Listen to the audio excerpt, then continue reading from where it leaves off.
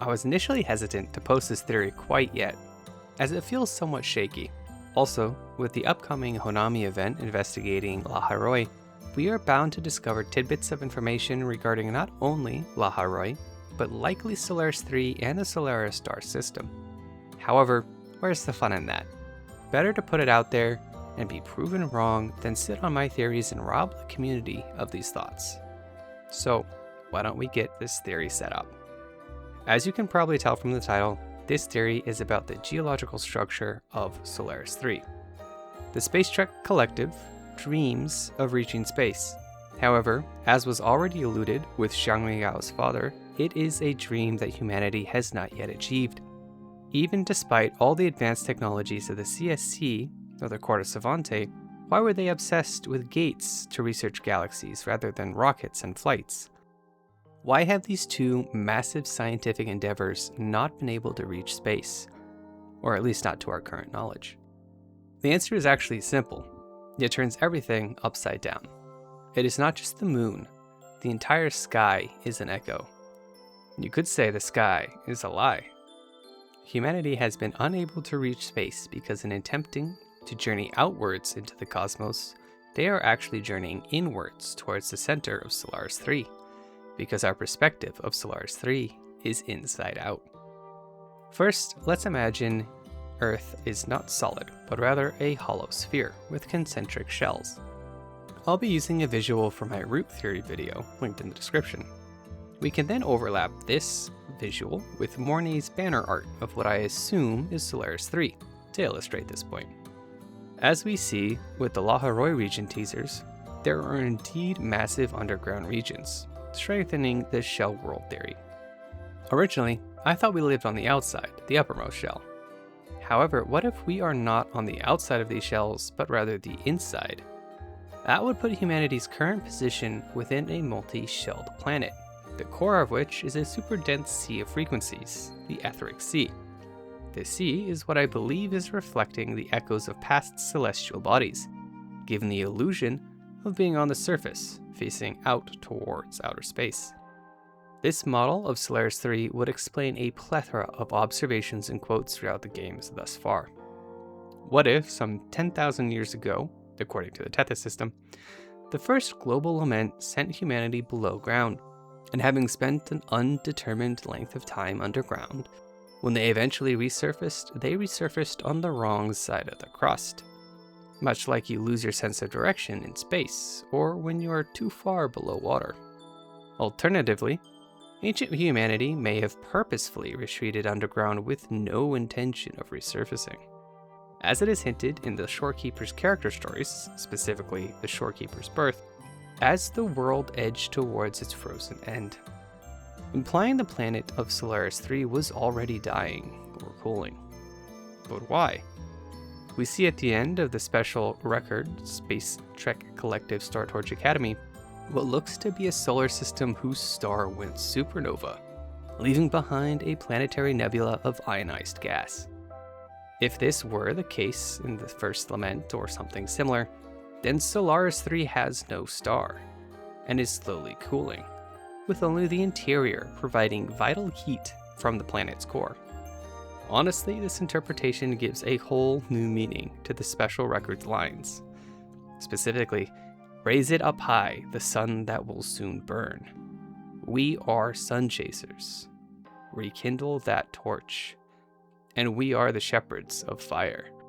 Are they not only trying to reach space, but also trying to reignite the sun?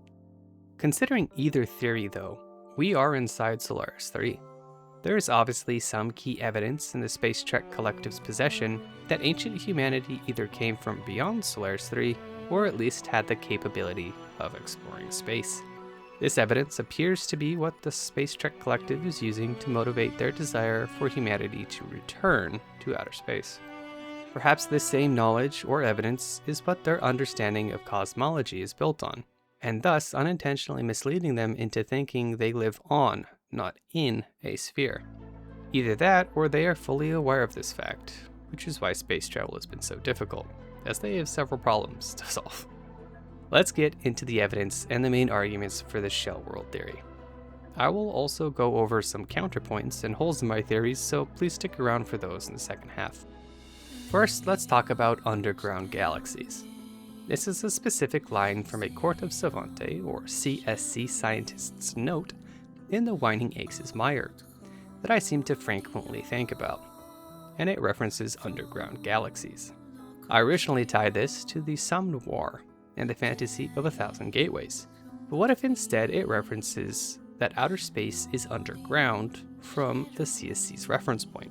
This is fairly weak evidence though, as it could also more directly be referencing the Black Shores and Tethys Deep, which is referred to throughout the game as a subterranean galaxy, which would make sense since the CSC was obsessed with the ancient Hill civilization, and the Tethys system, along with Rover and the two instances, were likely left by this ancient civilization. Therefore, let's look at some other evidence that points to us living on the underbelly of Solaris 3's innermost crust. The roots return from my previous theory. The ratio of massive roots to massive trees feels off. This would suggest that there must be some massive trees somewhere unseen fueling the growth of said roots. Additionally, since many of these roots appear to be breaking out of the ground, pointing upward, it would logically follow that their associated parent tree is on the other side facing downward in our reference frame, suggesting at the very least that these massive roots and humanity's orientation is opposite. I'm very curious to see what role roots will play in La Hayroi. So far, all I saw in the trailers were a bunch of sunflowers, but I was expecting vast branching tree networks holding humanity's surface and the second shell of La Hayroi apart. However, at the end of the PlayStation teaser, all we see are giant stone pillars. However, looking closer at the textures of these pillars, they appear to be 1, very similar to the bark of the great banyan tree, and 2, very similar to known calcified roots in Septimont that were exposed to laments. Perhaps these are actually roots, just calcified from a previous global lament that bridges the two shell layers. There has been no mention of space travel or even successful high-altitude air travel. So far, no mention has been made that humanity has been able to make it to space. Dreaming Deep mentioned a satellite, like it was some amazing contraption, suggesting things of such nature are not commonplace in Wuthering Waves' current setting. As for the high-altitude flying, something is keeping humanity from flying too high, with the only instance of a recorded flight being the aircraft incident report from a previous civilization that was found in Jinzhou, which details a cruising altitude of a measly 8,000 feet, and a last known status of 4,234 meters, roughly 14,000 feet. I'm unsure as why there's different units being used here, but regardless, this flight crashed into the Etheric Sea and fell, trapped. These altitudes are well under the typical 30,000 feet that commercial airlines typically cruise at on Earth. Even if Solaris 3 is not inside out, having to push through the Etheric Sea that otherwise would blanket Solaris 3 is going to be more difficult than going through a typical atmosphere.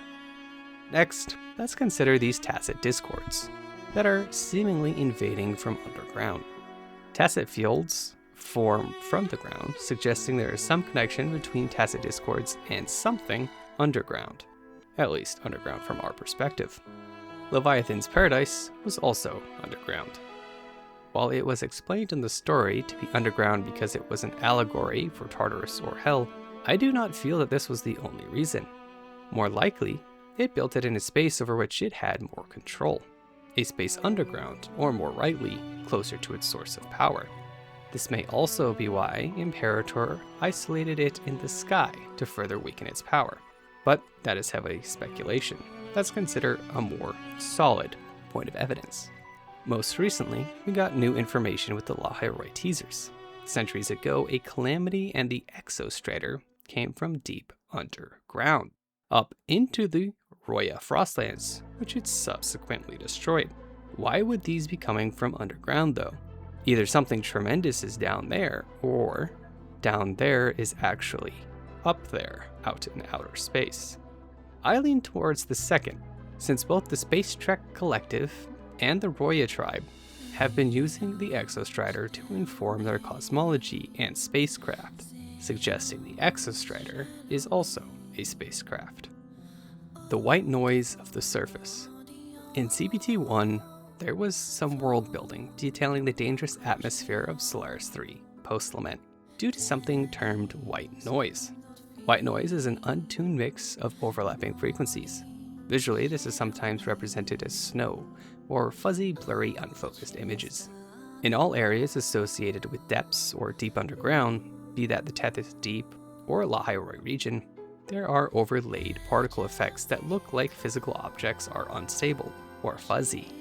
This could be a softer version of the white noise from CBT-1. Perhaps the deeper you go, the harsher these unstable frequencies get until you reach the surface of Solaris 3 and are exposed to the harshest, full white noise. This is mild speculation, however, as none of this is hinted at or referenced specifically in-game. And this concept of white noise has seemingly been dropped since CBT-1, with humanity much more adapted to their current atmosphere. My final point of evidence is that some specific landscape viewpoints and perspectives suggest curvature of the horizon. The opening sequence, when coming out of the Etheric Sea, has some curvature consistent with this shell theory, with the Etheric Sea dropping off into the horizon and the world below appearing to a bit distorted. The end of the Sony 3.0 teaser trailer, the one with the aforementioned calcified root pillars, gives a sense of curvature sweeping up into the horizon, while the ceiling seems to fall below a horizon. Additionally, near the start we get a similar sense looking at the ceiling. But how can we be sure of our perspective? From the special record Space Trek Collective, we see what appears to be the Exostrator's greatsword pointing down, connecting the ceiling and the floor in this second shell.